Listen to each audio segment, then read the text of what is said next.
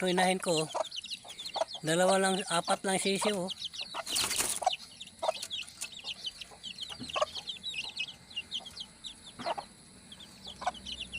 May tahid pa, oh.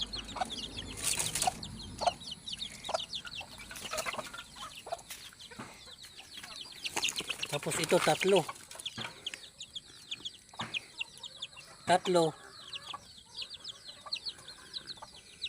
Dalawang ina niyan. Kinatay ko yung ina.